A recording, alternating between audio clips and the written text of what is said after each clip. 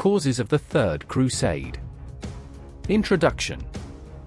The Third Crusade, 1189 to 1192, represents one of the most complex and transformative events of the medieval period, driven by a mix of religious, political, and economic motives. Sparked by the fall of Jerusalem to Saladin in 1187, the campaign sought to restore Christian control over the Holy Land. However, its roots extend far deeper into the socio-political and religious dynamics of the 12th century. By examining the intricate historical context, fervent religious motivations, and the broader political and economic conditions that led to the Third Crusade, we can better understand its significance in medieval history. Let's explore the consequences of earlier crusades, the rise of Saladin as a unifying force in the Muslim world, and the pivotal role played by religious ideology. We will also analyze the ambitions of European monarchs and the economic incentives that shaped the Crusades' goals and logistics. Through this comprehensive exploration, the causes of the Third Crusade will emerge as a confluence of spiritual conviction, political strategy, and material aspirations. These elements combine to create a multifaceted response to a historic moment, demonstrating the interplay between faith and politics in shaping human events. Historical background. The roots of the Third Crusade trace back to the outcomes of the First and Second Crusades, both of which profoundly shaped the socio-political and religious dynamics of the medieval world. The First Crusade, 1096 to 1099, marked the beginning of a new era of Christian military campaigns aimed at reclaiming the Holy Land from Muslim control. Initiated by Pope Urban II, the campaign successfully captured Jerusalem and established several Crusader states, including the Kingdom of Jerusalem, the County of Edessa, and the Principality of Antioch. These states served as critical footholds for Christendom in the Levant, but were perpetually vulnerable, surrounded by hostile Muslim powers and dependent on support from Europe. Despite the initial success of the First Crusade, maintaining control over these territories proved challenging. The Crusader states were isolated from Europe by vast distances and hostile lands, making the flow of reinforcements and supplies difficult. Moreover, internal divisions among the Crusaders weakened their ability to respond effectively to external threats. These vulnerabilities became starkly evident during the Second Crusade, 1147 to 1150, which was launched in response to the fall of Edessa, the northernmost Crusader state. Unlike its predecessor, the Second Crusade ended in failure, with the European forces unable to achieve their objectives. This defeat emboldened Muslim leaders and revealed the strategic weaknesses of the Crusader states, setting the stage for further conflicts. The rise of Saladin was a pivotal development in the Muslim response to the Crusader presence. Born in 1137, Saladin, Salah ad-Din Yusuf ibn Ayyub, emerged as a unifying figure capable of bringing together the fragmented Muslim polities of the region. As the founder of the Ayyubid dynasty, Saladin demonstrated exceptional political acumen and military skill. His campaigns against the Crusaders were not only motivated by the desire to reclaim lost territories but also by a deep commitment to Islamic unity and the defense of the faith. Under his leadership, the Muslim forces achieved a level of cohesion that had previously been lacking, enabling them to challenge the Crusaders more effectively. The turning point came in 1187 at the Battle of Hattin, a confrontation that would have far-reaching consequences for both the Muslim and Christian worlds. Saladin's forces decisively defeated the Crusader armies, capturing key leaders and securing control over vital territories. The aftermath of the battle saw the fall of Jerusalem, a city of unparalleled religious significance to Christians, Muslims, and Jews alike. For Christendom, the loss of Jerusalem was a profound shock, sparking widespread calls for a new crusade to reclaim the Holy City. The events leading up to the Third Crusade highlighted the importance of strategic unity and effective leadership. The internal divisions within the Crusader states, coupled with the growing strength of Saladin's forces, created a situation in which the Christian hold on the Holy Land became increasingly tenuous. These dynamics underscore the need for a coordinated response from Europe, one that could address both the military challenges posed by Saladin and the broader ideological and political stakes of the conflict. The call for the Third Crusade thus represented not only a reaction to immediate military losses but also an effort to reassert Christian dominance in a region that held immense symbolic and strategic value. The broader historical context of the Third Crusade also reveals the interplay of religious and political forces in shaping medieval society. The Crusades were not merely military campaigns but also expressions of a deeply rooted cultural and spiritual identity. For European leaders, participation in the Crusades offered an opportunity to demonstrate their piety, enhance their prestige, and secure their legacies. At the same time, the campaigns reflected the growing centralization of authority within European monarchies, as kings sought to mobilize resources and assert their leadership in the face of shared challenges. The historical background of the Third Crusade thus provides a rich tapestry of interconnected events and motivations. From the successes and failures of earlier crusades to the rise of Saladin and the shifting dynamics of power in the medieval world, this period was marked by profound transformations that set the stage for one of the most significant campaigns in the history of Christendom. Understanding this context is essential to appreciating the complexity and significance of the Third Crusade as a moment of convergence between faith, politics, and human ambition. Religious motivations. At the heart of the Third Crusade was an intense and pervasive sense of religious duty that permeated every aspect of medieval life. Religion served as both a catalyst and a unifying force, mobilizing entire societies to commit resources, energy, and lives to the cause of reclaiming Jerusalem. Pope Gregory VIII's issuance of the papal bull Audita Tremendi in 1187 exemplified this call to faith. This papal document did not merely request assistance, it demanded action, portraying the crusade as a divine obligation to avenge the desecration of the Holy Land and secure Christian holy sites. The bull promised spiritual rewards, including the remission of sins and eternal salvation, intertwining the temporal goals of the crusade with profound personal piety. The theological underpinnings of the Crusades were deeply rooted in medieval Christianity's conception of holy war. Crusaders believed their actions were sanctioned by God, granting them not only a moral but also a divine imperative to reclaim lands associated with the life and ministry of Christ. This belief lent a transcendent quality to their mission, inspiring remarkable levels of sacrifice and perseverance. Participation in the crusade was seen as an act of penance and devotion, a means to cleanse the soul and secure eternal favor in the afterlife. This conviction resonated deeply in a society where religion was central to personal and communal identity. The role of religious propaganda was instrumental in galvanizing support for the crusade. Preachers, often commissioned directly by the papacy, traveled across towns and villages, delivering fiery sermons that emphasized the suffering of Christians in the Holy Land. These sermons painted a vivid picture of Muslim oppression, the desecration of sacred sites, and the urgent need for Christian intervention. They also framed the crusade as a communal effort, calling upon every Christian, regardless of social status, to contribute to the cause. These appeals were remarkably effective in uniting disparate groups under a shared spiritual banner.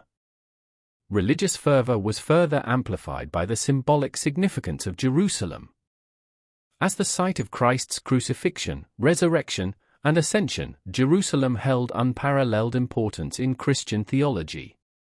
Its capture by Saladin in 1187 was not merely a military defeat but a profound spiritual crisis, shaking the foundations of Christendom's identity. The city's loss ignited a sense of collective responsibility to restore it to Christian control, a task imbued with both spiritual urgency and political necessity. Moreover, the Crusades were deeply intertwined with the medieval Church's broader efforts to assert its authority and unify Christendom under papal leadership. By framing the Crusades as a spiritual obligation, the Church reinforced its central role in guiding societal values and priorities. The Crusades also offered an opportunity to channel the martial energies of European nobility toward a cause that aligned with ecclesiastical goals, reducing internal conflicts while advancing the Church's influence. The alignment of religious motivations with cultural and social structures created a powerful impetus for the crusade. From monarchs and nobles to peasants and clergy, individuals across the social spectrum were drawn to the cause, driven by a mix of spiritual devotion, communal solidarity, and personal aspirations. This shared sense of purpose exemplified the deep integration of faith into the fabric of medieval life, illustrating how religious motivations could inspire and sustain large-scale endeavors even in the face of immense challenges. The religious motivations behind the Third Crusade, therefore, were not merely incidental but central to its conception and execution. They provided the ideological framework that justified the campaign, the emotional appeal that rallied support, and the moral compass that guided its participants. Understanding these motivations sheds light on the profound role of faith in shaping medieval society and the enduring legacy of the Crusades as a testament to the power of belief to drive human action. Political and economic factors. While religion was the driving force, political and economic considerations were integral to the Third Crusade, shaping its scope, objectives, and execution. The participation of powerful monarchs such as Richard the Lionheart of England, Philip II of France, and Frederick Barbarossa of the Holy Roman Empire highlighted the political stakes of the campaign. These leaders saw the crusade not merely as a spiritual endeavor but as a strategic opportunity to enhance their authority, expand their influence, and secure their legacies both at home and abroad. The political landscape of 12th-century Europe was characterized by intense rivalries and shifting alliances. For instance, the long-standing tensions between England and France frequently undermined the cooperation necessary for the Crusade's success. Richard the Lionheart and Philip II were often at odds, with their rivalry complicating the coordination of military efforts and leading to disputes over strategy and resources. Despite their shared goal of reclaiming Jerusalem, personal ambition and national interests often clashed, highlighting the challenge of maintaining unity among the Crusader forces. Frederick Barbarossa's involvement added another layer of complexity. As the Emperor of the Holy Roman Empire, he commanded one of the largest and most experienced armies of the Crusade. However, his untimely death during the journey to the Holy Land dealt a significant blow to the campaign, depriving the Crusaders of a key leader whose experience and authority might have fostered greater cohesion among the European forces. His death also underscored the logistical and environmental challenges faced by Crusaders, including treacherous terrain, disease, and supply shortages. Economic factors played an equally critical role in the crusade. For many participants, the prospect of wealth, land, and trade opportunities was a powerful motivator. Younger sons of nobility, who lacked inheritance prospects, saw the crusade as a means of gaining land and status. Knights and mercenaries were drawn by the promise of plunder and financial reward, while merchants and shipbuilders seized the opportunity to profit from the logistical demands of the campaign. Cities such as Venice, Genoa, and Pisa thrived as key hubs for transportation and trade, providing ships, supplies, and financial support in exchange for commercial privileges and influence in the Eastern Mediterranean. The economic impact of the Crusades extended beyond the immediate campaign. The expansion of trade networks facilitated cultural and technological exchanges between Europe and the Near East, contributing to the growth of urban centers and the rise of a merchant class. The Crusades also led to innovations in finance, including the use of credit and banking systems to fund military operations. These developments reflected the intersection of economic ambition with religious and political objectives, illustrating how material incentives could reinforce and sustain the broader goals of the crusade. In addition to individual and commercial interests, the crusade served as a tool for consolidating political power within Europe.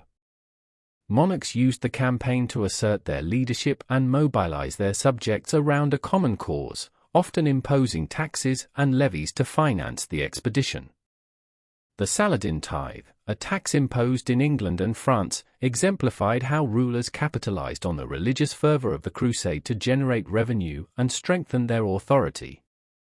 This integration of political, economic, and religious motivations underscored the multifaceted nature of the crusade, where spiritual ideals and worldly ambitions were deeply intertwined. The political and economic dimensions of the Third Crusade were thus inseparable from its religious motivations. Together, they shaped the character and outcomes of the campaign, reflecting the complexities of medieval society and the interplay of faith, power, and commerce in driving historical change. By examining these factors, we gain a deeper understanding of the Crusade as a phenomenon that transcended its immediate goals, leaving a lasting legacy on the political and economic landscape of Europe and the Near East. The role of key figures. The Third Crusade was profoundly shaped by the actions and ambitions of its key leaders, whose decisions and rivalry significantly influenced the campaign's trajectory. Among these figures, Richard the Lionheart of England stands out as one of the most celebrated Crusader kings. Renowned for his military prowess and chivalric ideals, Richard's leadership played a pivotal role in the successes and challenges of the Third Crusade. His commitment to the cause was unwavering, yet his personal ambition and rivalry with Philip II of France often undermined the cohesion of the Crusader forces. Richard's tactical brilliance was evident in battles such as the Siege of Acre and the Battle of Arsuf, where his strategic acumen secured critical victories for the Crusaders. However, his uncompromising nature and occasional disregard for diplomacy also created tensions within the alliance. Philip II of France, in contrast, approached the crusade with a more pragmatic perspective. Although initially committed to the campaign, Philip's priorities often shifted toward securing his interests in France.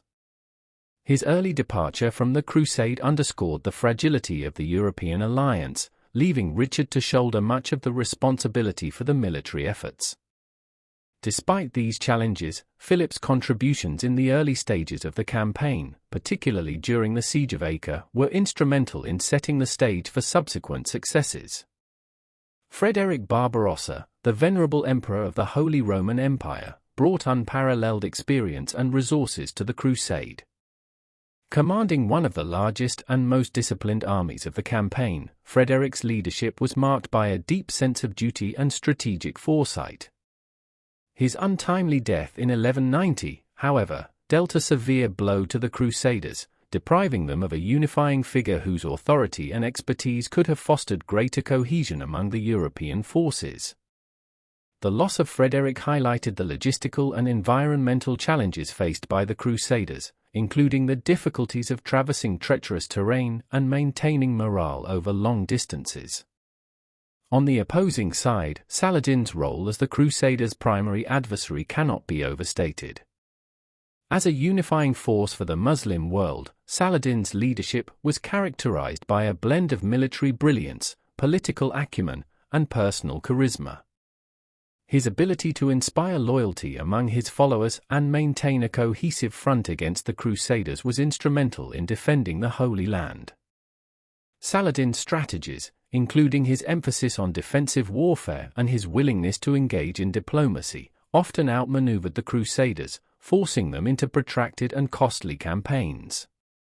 Despite his role as the Crusaders' opponent, Saladin's reputation for chivalry and fairness earned him respect even among his enemies, contributing to his enduring legacy as one of history's great leaders. The interplay of personalities among these key figures underscored the human dimension of the crusade. Their decisions, alliances, and rivalries shaped the course of the campaign, highlighting the complexities of leadership in a context of conflicting ambitions and shared goals. By examining the actions and legacies of these leaders, we gain a deeper understanding of the Third Crusade as a dynamic and multifaceted episode in medieval history. The call to arms. The mobilization for the Third Crusade was unprecedented in scale and scope, marking a period of extraordinary societal commitment and logistical ingenuity across Europe. The call to arms was initiated by Pope Gregory VIII's papal bull, Audita Tremendi, issued in 1187. This powerful document emphasized the spiritual and moral urgency of the crusade, portraying the mission as a divine mandate to reclaim the Holy Land following its loss to Saladin. The bull promised remission of sins and eternal salvation to those who took up the cross, which significantly motivated knights, clergy, and commoners alike. The response to this call transcended traditional social and political boundaries. Across Europe, monarchs, nobles, clergy, and peasants answered the summons, inspired by a combination of religious fervor, feudal obligations, and personal ambition. Recruitment campaigns were driven by preachers who traveled from town to town, delivering impassioned sermons that called on Christians to defend their faith and restore Christian dominance in the Holy Land. These sermons also painted a vivid picture of Muslim control over Jerusalem, which was described as a profound spiritual and cultural affront to Christendom. Organizing such a massive campaign required a level of logistical coordination that was unprecedented for its time. Monarchs imposed taxes, such as the Saladin tithe in England and France, to fund the crusade. This tax was levied on all citizens, regardless of their participation in the crusade, demonstrating the collective nature of the effort. Wealthy nobles often financed their own contingents, outfitting troops with weapons, armor, and supplies. Cities such as Venice and Genoa played a crucial role in providing ships and maritime expertise, facilitating the transportation of thousands of crusaders across the Mediterranean. The participation of powerful monarchs, including Richard the Lionheart of England, Philip II of France, and Frederick Barbarossa of the Holy Roman Empire, added further significance to the mobilization effort. These leaders not only brought considerable resources and military expertise but also served as symbols of Christian unity and resolve. Their involvement underscored the importance of the crusade as a political and spiritual endeavor, elevating its status to a matter of international importance. The journey to the Holy Land presented immense challenges, testing the resolve and resourcefulness of the Crusaders. Long marches through hostile territories, harsh weather conditions, and limited supplies took a heavy toll on the armies. Frederick Barbarossa's death during the march through Anatolia highlighted the perils of the journey, underscoring the logistical difficulties faced by even the most experienced leaders. Despite these hardships, the collective determination to reach Jerusalem and reclaim it for Christendom remained a powerful unifying force. The mobilization for the Third Crusade also reflected broader societal changes in medieval Europe. The scale of participation and the level of organization required to sustain the campaign demonstrated the increasing centralization of power within European monarchies and the growing influence of the Church in directing societal priorities. The Crusade served as a unifying endeavor that transcended regional and national divisions, fostering a sense of shared purpose and identity among the participants. Thus, the call to arms for the Third Crusade was a remarkable demonstration of faith, ambition, and logistical ingenuity. It brought together individuals from all walks of life, united by a shared goal to reclaim the Holy Land and restore Christian control over Jerusalem.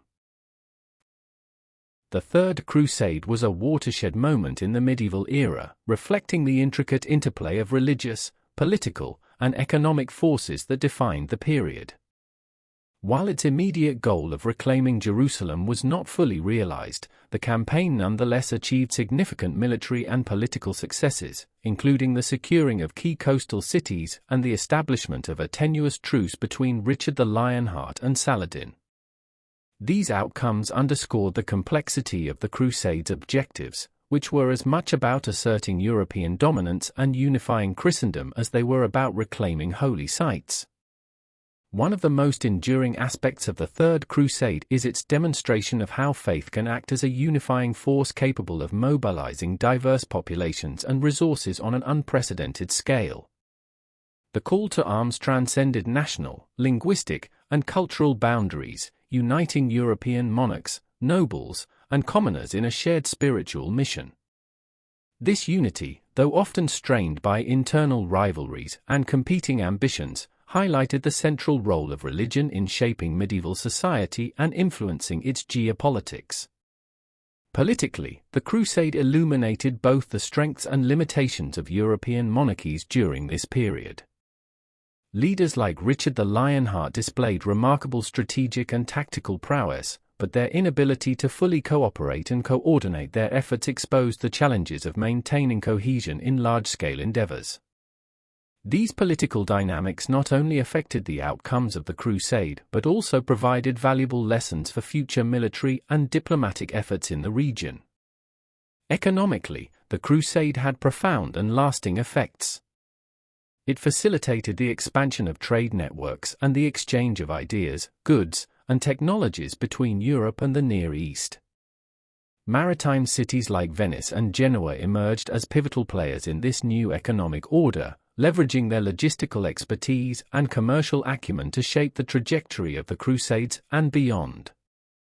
The Crusade also underscored the role of economic incentives in motivating participation, from promises of land and wealth to the financial mechanisms that sustained the campaign. The Third Crusade also left an indelible mark on the historical consciousness of both Christendom and the Muslim world. Figures like Richard the Lionheart and Saladin became legendary, embodying the ideals of chivalry, leadership, and diplomacy. Their interactions, characterized by both conflict and mutual respect, have continued to captivate historians and the public alike, serving as a reminder of the complexities of war and the possibility of coexistence amid adversity. In examining the causes and outcomes of the Third Crusade, it becomes clear that the campaign was not merely a reaction to the fall of Jerusalem but a reflection of the broader dynamics of medieval society. The interplay of faith, power, and ambition drove the Crusade, shaping its trajectory and its legacy. While the Crusade failed to achieve its ultimate goal, its impact was far-reaching, influencing the political, economic, and cultural landscapes of both Europe and the Near East. Ultimately, the Third Crusade stands as a testament to the enduring power of collective human effort, shaped by a complex matrix of motivations and aspirations. Its legacy serves as both a historical case study in the challenges of large-scale collaboration and a poignant reminder of the profound ways in which faith, politics, and economics can intersect to shape the course of history. Thanks for listening. Like, comment, and subscribe to Medieval Chronicles 1066 for more journeys back to the Middle Ages. Stay curious.